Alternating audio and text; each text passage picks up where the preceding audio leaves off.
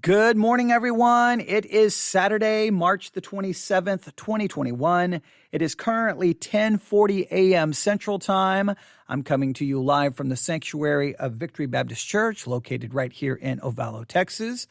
I finished my last live broadcast about 30 minutes ago, and I've been sitting here, right here in front of the microphone for 30 minutes in silence, going, okay, how do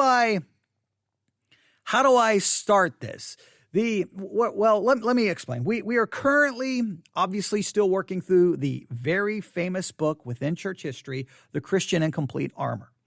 And trying to after we end one live broadcast dealing with that subject, then sometimes we may wait a week or, ever how long, depending on what else is going on in the world, before we jump back into the book. And sometimes jumping back into the book, it's really hard to develop a nice transition. It always feels so abrupt, like, okay, and I've used this illustration a number of times. It's like we walk up to the edge of the pool and we just jump back in. And it always feels so, almost gives me whiplash. It's like, whoa, okay, we're right back in the book. And it just feels like there's no true smooth way to get back in unless I try to go way back into the chapter and work our way back through, and which then takes up a lot of time of repeating what was previously said in a previous episode. So I just challenge you, whenever we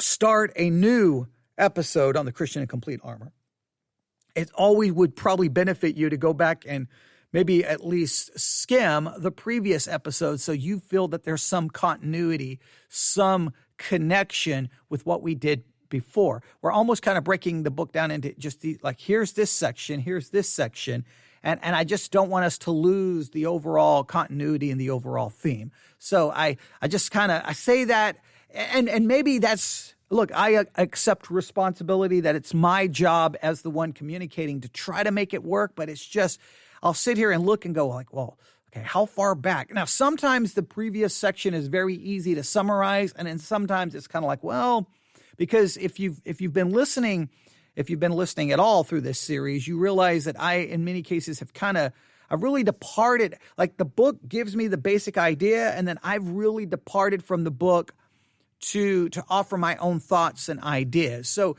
yes, this is a journey through the Christian in Complete Armor, but it's really just a starting point for us to discuss the concept of spiritual warfare, living out the Christian life with the struggles and the difficulties that we face. So I'm hoping that my discussions and the directions I have gone is adding to your reading of the book. This is not so much about I'm not trying to be beholden to the book. The book is giving me ideas, and then I'm going in my own direction, which hopefully makes this worthwhile. If I'm just basically telling you what the book is already saying, that would not be as, I think, is beneficial to you. So hopefully, I've had a few emails that say, like, my discussion about basically, that we need a battlefield medicine within spiritual warfare. We need battlefield medicine. We need a battlefield medic. We need to be the battlefield medic during spiritual warfare. I think that was, to me, that was some of the most valuable conversations we've had in the book so far. And some of you seem to agree, some of you disagreed, but I still think it was important. And I believe that in our last session together on this book, I think us talking about the importance of intimacy with God. Intimacy with God is so essential. In fact, it's critical to spiritual victory in our spiritual war. Think about it, and I try to state this. The front line of spiritual warfare is inside of us. That's where the front line is. It's inside of you. And that one of the key elements, one of the key weapons is an intimacy with God, because that intimacy with God is something taking place inside of you, which helps you in regards to the front line of the spiritual war, which is inside of you. I think that's a concept that maybe we need to explore. Hopefully the book will lead us into exploring that concept some more, and we will talk about it. But let's just go back to Ephesians chapter 6. And let's remind ourselves of basically the verse we're still, basically William Gurnall, as long as we've been going through the book, He's still basically in Ephesians chapter 6, verse 10, where we read this: "Finally, my brethren, be strong in the Lord and in the power of his might." Be strong in the Lord and in the power of his might. And we're still dealing, in a sense, he's still dealing with this idea of strength and power. God bringing that strength and power to us. What exactly does that look like? What exactly does that mean? I've raised a lot of questions about those concepts as well. So that's where we're going to jump back in and try to see where he's going to lead us today and whatever, how long we read from the book. But I would like to do this. I think this is very important. It's so easy to sit around talking about spiritual warfare. And I think a lot of times the discussion about spiritual warfare, we almost, I don't think sometimes we have an accurate picture of it. We so want to turn it into some dramatic thing that I think sometimes we turn it into something it isn't. When we talk about spiritual warfare, we almost have a movie concept of it, like something from a movie, something from a dramatic novel, and not more of a realistic picture of it. But I know there is a danger that while we're sitting there talking about spiritual warfare and look at the enemy is out there, and look, there's the enemy, and trying to identify the enemy in the world and identifying the sources where the enemy is advancing against the church and we need to fight. I think sometimes when we're so got a Hollywood version of spiritual warfare that we overlook the reality that you and I are involved in spiritual warfare that doesn't look like a Hollywood movie, doesn't look like a dramatic novel, doesn't look like some epic novel. It has the feeling of real life. So if we're going to talk about this, I think that I need to do this and probably do it frequently. How are you doing in your spiritual battle? How are you really, really doing? Not time for church answers, not time to put on the mask, not time to put on all of the garbage over religious language to make you look better than you really are. But deep down, how's it going? How is your intimacy with God? How is it going? Do you need some battlefield medicine yourself? I mean, if we can't have real communication about how we're doing in our own spiritual lives, I think that then the whole exercise of working through the Christian and complete armor I think it's useless. I think it's frivolous. I think we're wasting our time. We have to have real discussion. So I don't know how you're doing in your spiritual life right now. I don't know how things are going in your spiritual battle, in your spiritual war. But I'm willing to do whatever I can to assist or help you if you just let me know what that is. You can always let me know at newsif@yahoo.com, newsif@yahoo.com. Sometimes it's just a matter of just being able to tell, look, you can speak to me because we don't know each other. So you may be able to tell me things you can't tell other people, but if it helps you in your spiritual life, then by all means, let's do what we can to help one another. I think that I'm very disappointed that in the Christian and complete armor, and we had a lengthy discussion about this, that the phrase, "Finally, my brethren, be strong in the Lord," that he did not do a lot with this idea of my brethren. And I think that other people sometimes are very essential in our spiritual victory. In war, you need an army. You don't usually win wars with an army of one person. You need an army of one where many come together, committed to one purpose, one cause, to one mission. But so in a sense, an army of one, that the many become one in their focus on their purpose and their meaning. But we need, in many cases, other individuals to assist us in our spiritual journey. But I think sometimes when we really get into the trenches, we really get into the blood and the mire of spiritual warfare. It's ugly. Our spiritual life, there's ups, there's downs, there's failures that we sometimes then feel alone, because can we really be open and honest with what's going on? I think there's a lack of open and honesty with where we really are in our spiritual life, which then I think makes us vulnerable in the spiritual battle. Maybe. I kind of almost want to go in that direction, but I'll just throw some of those ideas out there. But let's just jump into the book. Yeah, I almost feel the need that we need to go back in that direction at some point, but we will see. We will see. Right now, let's just see what William Gurnall has for us today. He's, again, just dealing with strength, how God gives us this strength, how this strength is communicated to us. And he's now going to offer kind of an additional way in which this strength of God, this power, is brought to us. And we'll just see where he goes with this, all right?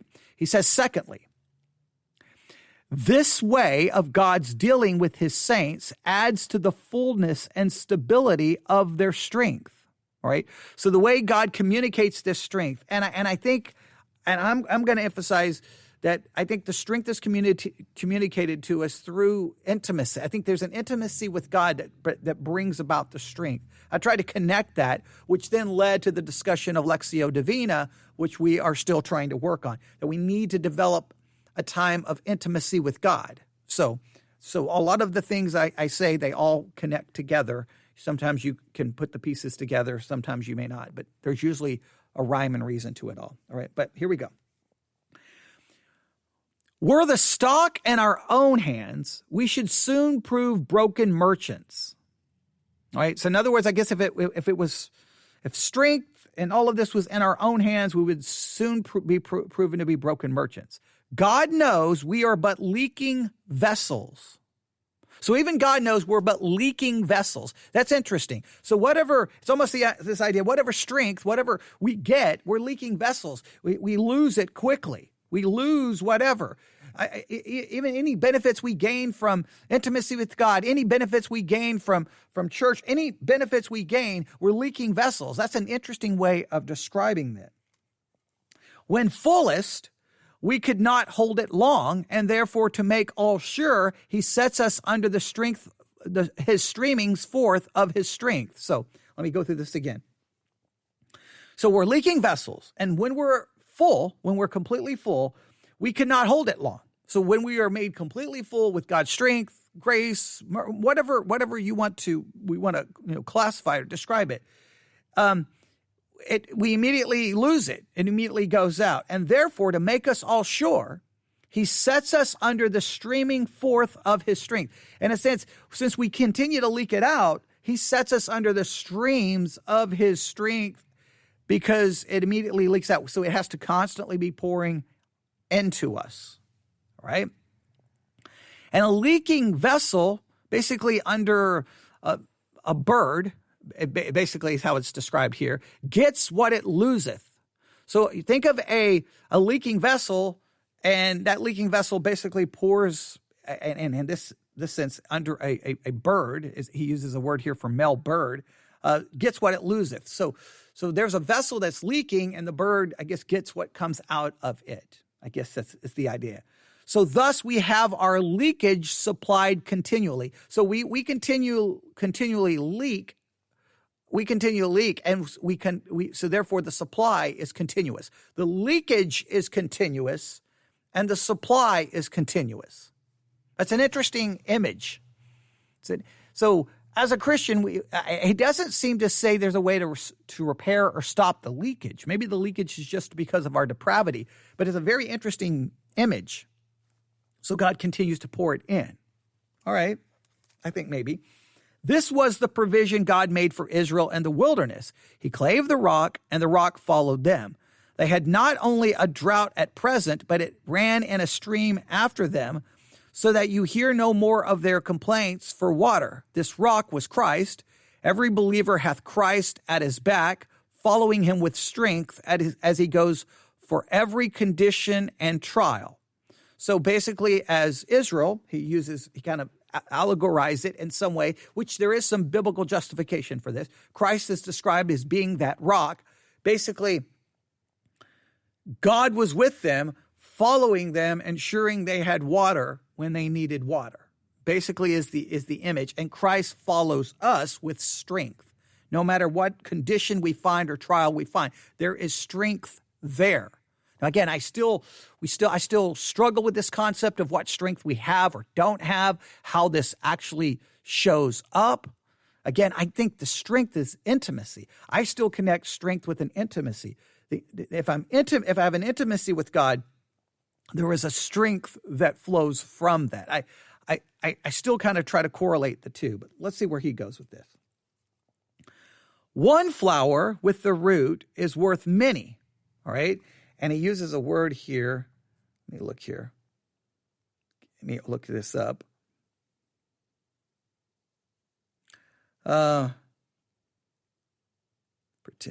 That's interesting. So one flower with the root is worth many.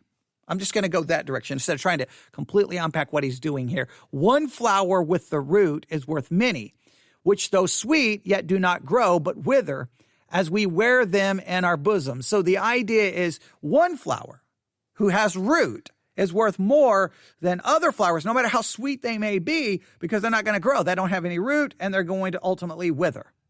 All right? So it seems like maybe a flower that we would wear, a flower that we would put on, that flower may be sweet, that flower may look good, but it's not connected. It has no root. It's going to wither. It's going to ultimately fade away. So that one flower with root is worth more. That's an interesting kind of idea. Now, God's strength as the root keeps our grace lively, without which, though as orient as Adam's was, it would die. All right? So God's strength is the root that keeps our grace lively. And without it, it would die. So we have to have God's strength that keeps grace lively. Now, where does the strength derive from? It comes from God, but I think the strength, I'm going to continue to go with this line of reasoning because Christians, when we talk this strength, we sell it. Taking off my glasses there, if you want to know what that sound is.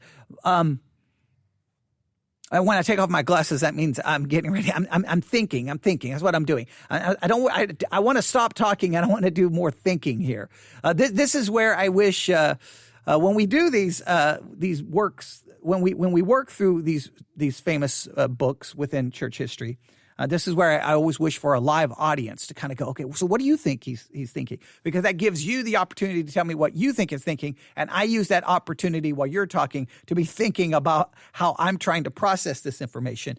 But Christians sell this idea that, hey, you become a Christian, you just get this strength. We just sell it this way. You get strength, you get power, and then we usually state that this strength and power allows you to, keep God's law, can do this, to stop sinning. But then we immediately retract it by saying, well, no one's going to do it perfectly, which then that really calls into question what strength or power we have. I think strength and power that God gives us is connected. I mean, it's connected with us. Can we dare say the idea of abiding? That the strength and power flows from the intimacy, the intimate abiding in Him, then produces a strength. And I'm not there to say what power that gives, but it's essential in the spiritual battle. It is essential of fighting that war that is within inside us. Remember, all of the spiritual war happens inside of us. I got to keep emphasizing that it's inside of us. I know we want to go fight the satanic forces out there in the world, but the real satanic force is inside of you and me. It's the human heart, which is desperately wicked and deceitful above all things. And the only way to fight that inner problem, which gives the beachhead to the external spiritual warfare, that the fact that we have that inside of us gives them an advantage over us. So to fight it's intimacy with God, which I think produces an internal strength. I still believe that is the way we need to think about this. All right. Then he continues on by saying the second design, which is really weird. He had 1, 2, and then he has 2. So I think he had major points, and then a 1 and 2 was the sub points. The way sometimes the Puritans break their books down, you're like trying to figure out the outline. You're like, okay, so you had a number 1, then you had a 1 and 2 with sub points, and now you're back to number 2, back to the main point. But all of these points deal with the way God communicates this strength to us and how we get it. To just simplify it instead of trying to follow in what I feel in many ways is a convoluted outline. But maybe you don't feel it so convoluted, but I definitely do. All right, so let's just read this, all right? The second design God hath in his saints' happiness is that he may so express his mercy and love to them as may rebound back to him in the highest advance of his own glory therein. which is fully attained and is in his way of empowering saints by a strength not of their own, but of their gods, sending as they are, but in expense, as they are put in expense. So let's read this again. All right, so God has a design, and his saints' happiness, and I guess our strength, our stability, that may be so expressed in his mercy and love to them as may rebound back to him in the highest advance of his own glory therein. In other words, God does this so that he will be glorified. God does these things for us and in us for his ultimate glory. So it's not really about us, it's about him. I think that's important, and we've talked about that. Which is fully attained in his way of empowering saints. So we fully acknowledge this in the way he empowers saints. By a strength not of their own, but of their God's sending, as they are put in expense. Had God given his saints a stock of grace to have set up with, and left them to the improvement of it, he had been magnified indeed, because it was more than God did owe the creature, but he had not been glorified as now, when not only the Christian's first strength to close with Christ is from God, but he is beholden still to God for the exercise of that strength and every action of his Christian course. So in other words, he's saying God would receive some glorification. God would be glorified in some way if he just initially gave us some kind of grace, some kind of strength at the beginning, and then just walked away. He would get some kind of grace for that, but he wouldn't be getting the grace now if it was somehow beholden upon us. But he continues to give us strength even now, which means then he continues to receive that glory. The giving of strength, the giving of any grace in through us, is ultimately for his glory. So if we think about it this way, I'm just going to throw this idea out there. Is the true purpose of spiritual warfare to fight our spiritual enemies and defeat them? Or is the true purpose of spiritual warfare the glorification of God in and through the battle and the way we carry that battle out? Like sometimes I think we describe spiritual warfare as destroying the enemy, fighting the enemy, standing against the enemy, advancing against the enemy, not allowing, putting the enemy in retreat. And it's always described in that kind of way. But is the real purpose God's glorification? It's not about I think so many discussions about spiritual warfare, especially some teachers of spiritual warfare, it's about exalting them. It's about exalting their brand. They're the spiritual warfare expert. And they write their books, and they do their DVDs, and they do their conferences. It's more about the glorification of them. But true spiritual warfare should be the disappearance of ourselves and the glorification of God. What do you think? I mean, Thomas A. Kempis. William Gurnall really emphasizes this. He points out, you see, in the book, he makes a reference to Ephesians 1. And some of this feels repetitive that he has stated here. And maybe hopefully I didn't back up and I'm repeating things we've already talked about.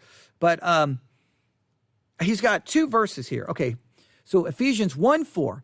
According as he hath chosen us in him before the foundations of the world, that we should be holy and without blame before him in love. This is speaking of his eternal election, all right? Whatever you believe about that, we won't get into that right now. But look at verse 12. That we should be to the praise of his glory who first trusted in Christ. The reason he saved us is that we should be to the praise of his glory. Salvation is about glorifying God. We are saved in order to glorify God. Sometimes we turn into salvation about us benefiting, but any benefit we obtain through salvation is ultimately for God's glory, so that he can be glorified. In spiritual warfare, if we go into the warfare for any other purpose than God's glory, then soon the warfare becomes about us, our victories, their defeat. It becomes about us, and I think at that point, we've lost the spiritual war. Even if we're out there fighting against whatever spiritual enemy we name, and we're fighting and we get some campaign and we're doing this and we're doing that, it ultimately, if it stops being for God's glory, then the spiritual battle is lost. I think he really talks about this. Let me read it to you again. So I'm going to put this all together. So the way God has designed in his saints' happiness is that he may so express his mercy and love to them as may rebound back to him in the highest advance of his own glory therein. The reason he does this for the saints is so that it may rebound to his glory. So there's the concept of God being glorified. Then the next part, this is fully attained in his way of empowering saints by a strength not of their own, but of their God's sending, as they are put in expense. Had God given the saints a stock of grace to have set up with, and left them to the improvement of it, he had been magnified indeed, because it was more than God did owe the creature. But he had not been glorified as now. So in other words, if he just gave him grace at the beginning, he didn't do anything else, he would have received some glory, but would not be receiving glory now. However, when not only the Christian's first strength to close with Christ is from God, but the Christian is beholden still to God for the exercise of the strength in every action of his Christian course. In other words, because everything that we do is because of God, God continues to receive the glory. So spiritual warfare has to be seen as an attempt to glorify God in fighting spiritual enemies, which first starts inside of us. So it has to be about God. It has to be about his glory. Here's the thing. I think sometimes we say, I'm struggling with this and this spiritual battle, but we make it about us. Let me make it, I'll try to explain this. If we're fighting a spiritual war and we fall, do we feel shame because God is not glorified, or because it makes us embarrassed and we look like failures? And in other words, do we make what's happening in the spiritual war about us? That, like, if we're victorious, we feel good about ourselves. When we seem to be really doing good in our spiritual lives, we feel really good about ourselves. We make it about us. And if we fall, we're worried about our shame, our reputation, what people are saying about us, our embarrassment. In other words, we make it so much about us that I think that causes us to lose what spiritual warfare is about. We are trying to do that which will bring God the greatest amount of glory. And if whatever is required for God to be glorified, that's important. We're not the issue. We're not the issue. Think of it this way. And I got to be very careful how I say this or people can misinterpret it. Sometimes when we study or look, maybe watch a movie about war, read a novel about war, study church history where, we talk about wars. Sometimes the sacrifice of the soldiers overshadow the purpose or the principle that was being fought for. Look at look what this soldier did. Look at this soldier. Did you see this video of this Navy SEAL? And he was fighting. This shows up on YouTube a lot. There's this footage of these. I think it's Navy SEALs, maybe even Army Rangers who exit this helicopter and they get shot down. And it's dramatic. It's sad. It's horrible. But the emphasis is on what the soldiers did, not what they were fighting for. What were they fighting for? What was the principle they were fighting for? That becomes overshadowed. And I think sometimes in spiritual warfare, it becomes about our fighting the battle more than it becomes what we're supposedly fighting for, which is supposed to be God's ultimate glory. And that seems to be William Grinald's really emphasizing this. We'll see if he comes back to it. We'll see if he comes back to this. All right? Let's see here. Okay. As a child that travels in his father's company, all is paid for, but his father carries the purse, not himself. So the Christian's shot is discharged in every condition, but he cannot say, this I did, or that I suffered, but God wrought all in me and for me.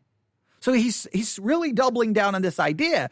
It's just like if a child is traveling in his father's company, the father is paying for everything. The father is taking care of everything. It's all about the father. The child can't say, I did this and I did that. No, the father did this for me. So he then takes that illustration and then flips it to about us as Christians.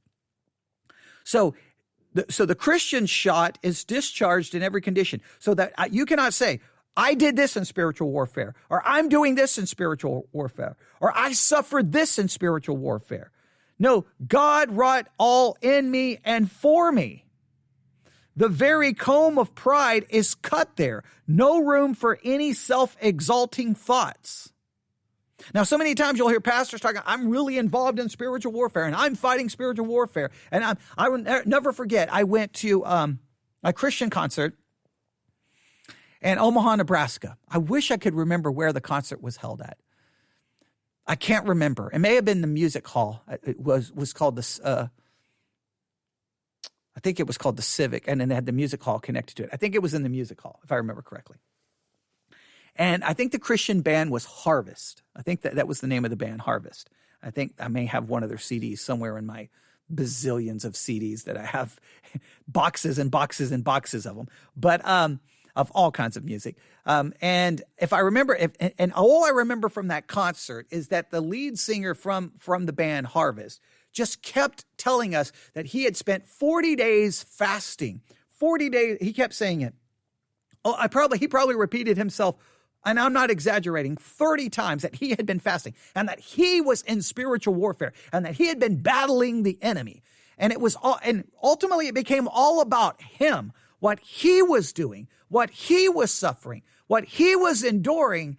And God just became, I guess, the cause. But God is not the cause. God is the one in strengthening. It's all about him. I think we have it. You just think about this. How much spiritual warfare becomes about us, becomes about the person preaching it and teaching it. And so I love that saying here. He goes, and let me read it again. The Christian shot is discharged in every condition, but he cannot say, this I did. So you cannot say you did this in spiritual warfare. You cannot say that. Or that you suffered. It's not about you. But God wrought all in me and for me. The very comb of pride, the very thing that in a sense would comb your pride, is cut here. No room for any self-exalting thoughts. The Christian cannot say that I am a saint is mercy, but being a saint, that my faith is strong. Okay, so let me read this again. Again, sometimes William Gurnall's writing style, you have to really stop and try to go, what is he talking about here? Okay, so the Christian cannot say, comma, that I am a saint is mercy, but being a saint, okay, let me read this. That I'm a saint is mercy, but being a saint. That my faith is strong, this is the child of my own care and watchfulness.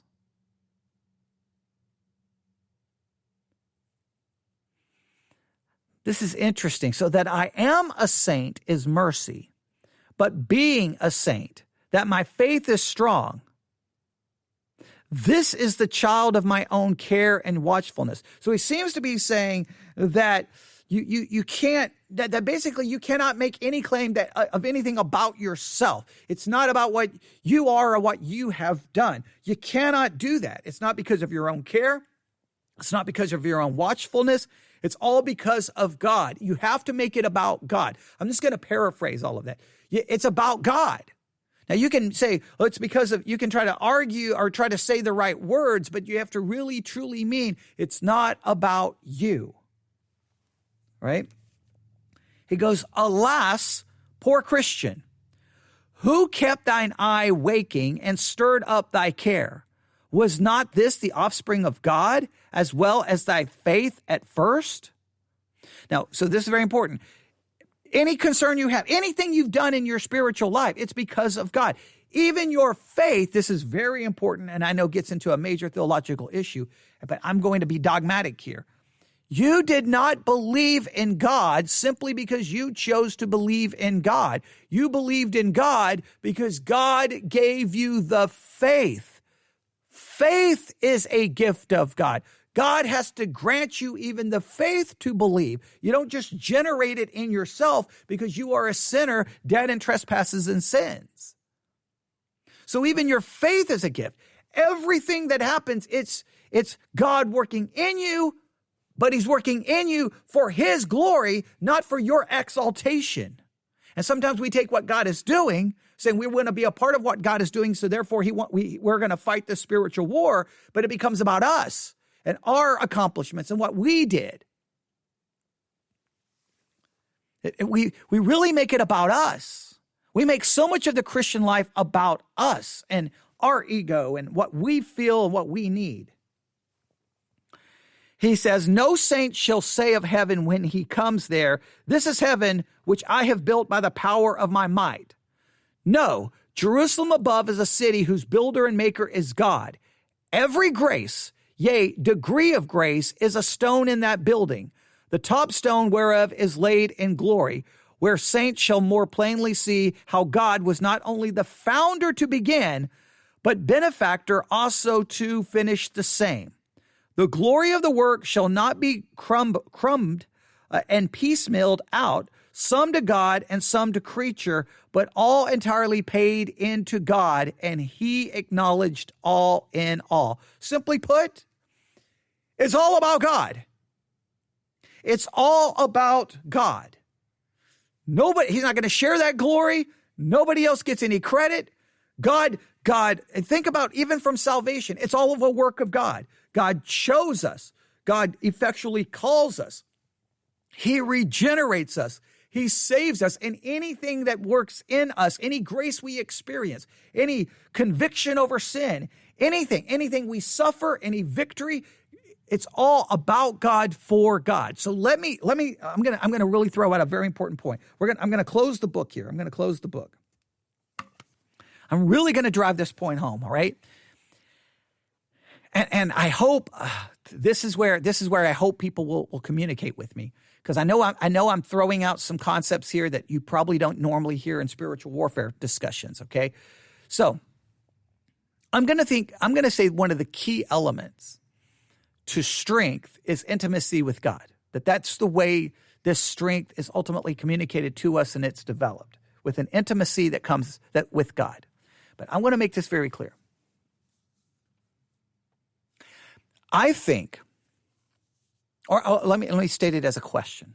Do you think that one of the things that gives you the greatest or the greater strength in your Christian life fighting a spiritual warfare is when you begin to understand and acknowledge the concept that everything is about God for his glory? I think it strengthens us spiritually when we realize we are not a part of the equation. It's all about God. So it's all about God being glorified. So it's not about me. It's not about exalting myself. It's not about bragging about what I'm doing in spiritual warfare. And it's not even about me when I fail. It's about God's glory, God's name.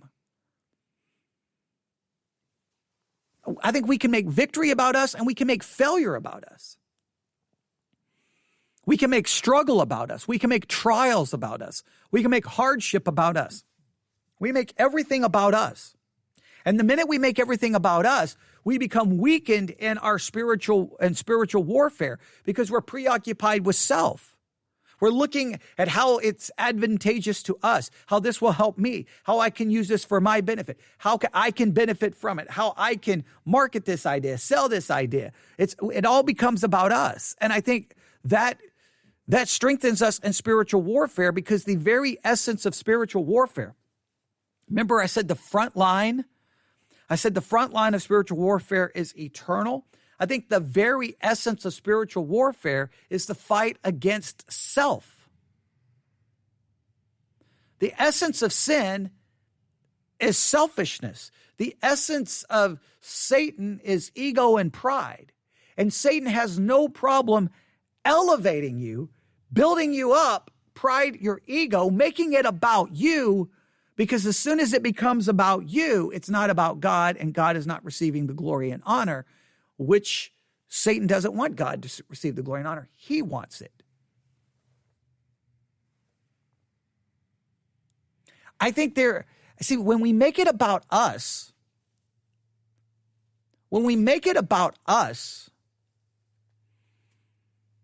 we become weakened, because when it becomes about us, then we are weakened because we're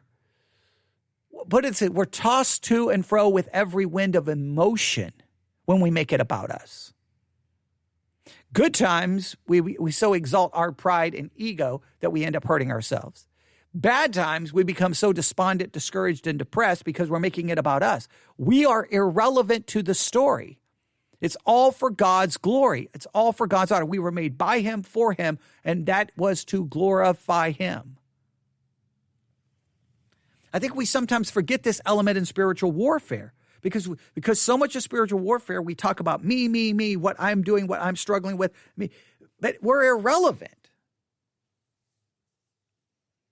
I think there's a concept here we really need to unpack, and it'll be interesting if William Gurnall, if he advances the discussion at all. But I think there's an element here. The advancement in spiritual warfare requires the disappearance of self. Let me state it this way.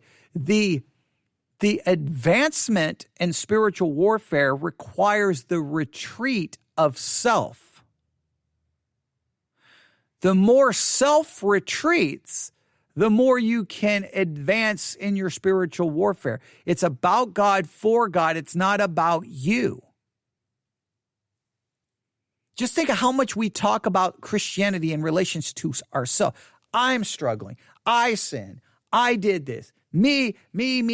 I went out witnessing today. We make so much discussion is about us. And even though we claim we're doing it for God, we at least want to share in some of the glory, some of the honor, some of the shame. We want it about us.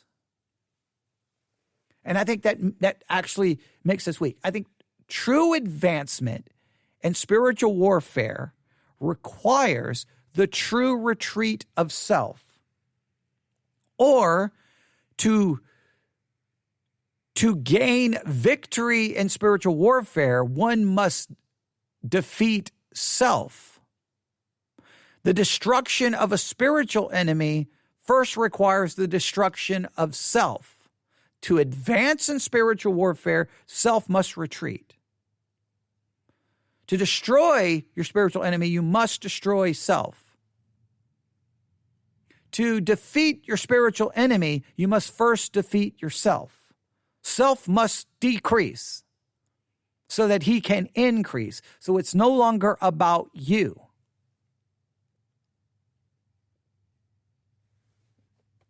Yeah, I think there's something to that. I think there's something. I think he's at least leading us in that direction. I'm going to stop right there. There's a lot there to unpack. There's a lot there. I know I'm doing lots of pausing because I'm really trying to let this sink in. I think there's some profound truths we just stumbled upon. I think we just stumbled upon a gold mine I think we are approaching spiritual warfare radically different than any book than anyone else is ever going to talk about this subject. I really do. I could be wrong, but I think we're really approaching this subject in a radically different way, and I hope you are benefiting from this. To me, I just think we stumbled upon gold right there. And it's not because it's not because of me, just because we are just talking this through together. Right? And you're a part of the communication. You're part of the conversation. So give me your thoughts, your struggles. If you need me to try to explain this in a different way, let me know. You can always email me at newsif@yahoo.com, newsif@yahoo.com. All right, I'll stop right there. Everyone have a great day. God bless.